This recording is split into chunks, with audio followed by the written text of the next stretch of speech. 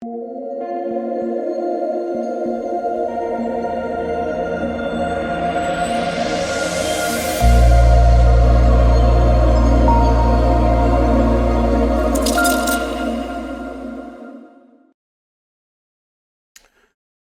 guys. My name is DK. In today's video, we're going to be talking about 3 common mistakes I see constantly on gambling Twitter about taking a player prop. These are 3 things you want to avoid. Do not factor these in whatsoever when you're deciding whether or not to take a player prop. But before we get into it, if you guys are a first-time user to Prizepicks, you can use the code DKDFS for 100% match up to $100. So basically, that is a free $100 to play with on the site. So take advantage of the free code. I'll have it linked in the description below. Okay, so let's start with number 1. And I see this constantly. And Shit My Money put this in a good way, right? He said, reminder, before you bet player props because player went over X of the last Y games, the casinos know about Google and can also find game logs. So this is something I see all the time, whether it be on Twitter, YouTube, TikTok. People are like, hey, I like this prop. This guy has gone over in 7 of the last 8 games. Do not think that Vegas also knows this and sportsbooks like Prizepicks are not factoring this in, right? That is already factored into the projection.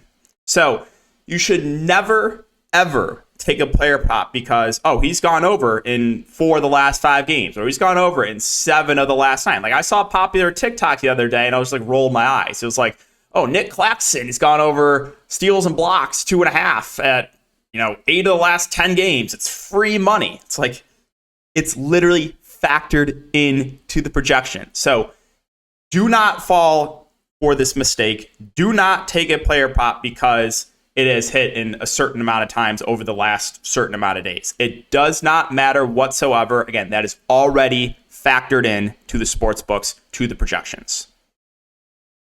Number 2, and this might even be more common than I see on Twitter. I don't know. It's pretty close to number 1 and number 2, but historical stats versus opposing team. I see this constantly. Those charts are like, hey, this player, he's never gone over this mark against this team. It's like, I try to put this out in the best way possible. Someone asked for my honest opinion, and this is my honest opinion, okay? So one example today was someone said, well, SGA, he's never gone over his points at 28.5 or whatever, 29.5 against Miami. He's never gone over it. We got to hammer the under. That is literally one of the worst things you can do, right? So here's my explanation for it on Twitter. Again, never factor in historical stats versus opposing team. It does not matter. Each game's a unique situation. Who was in? Who was out? In those games against Miami, did SGA get in foul trouble? Did the games blow out so we lost minutes? Also, if you guys watching basketball this year, SGA is a completely different player from years past, right?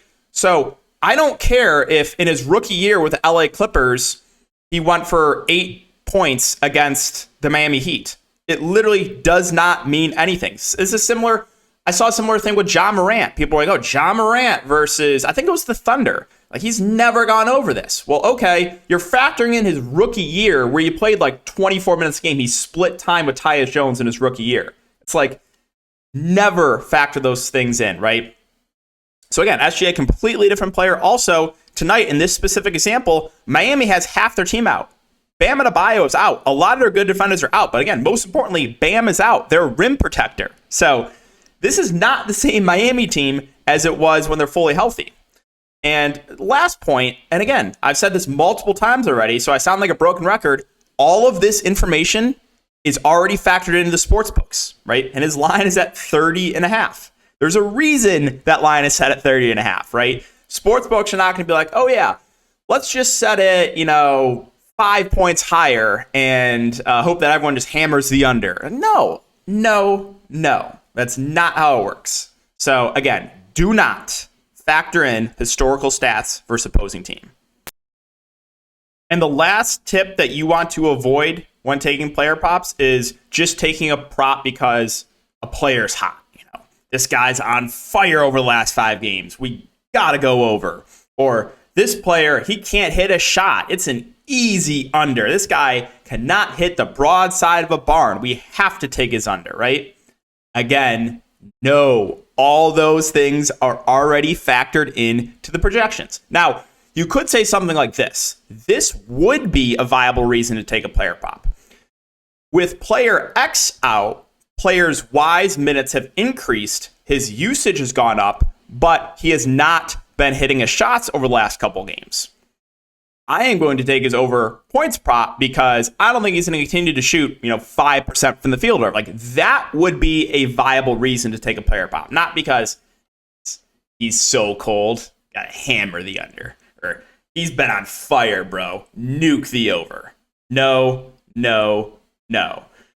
So I hope this video helps. I know it was a short one, but again, avoid these 3 mistakes. And this is super common on Twitter, YouTube, TikTok. I see it all the time, and I can't stress this enough.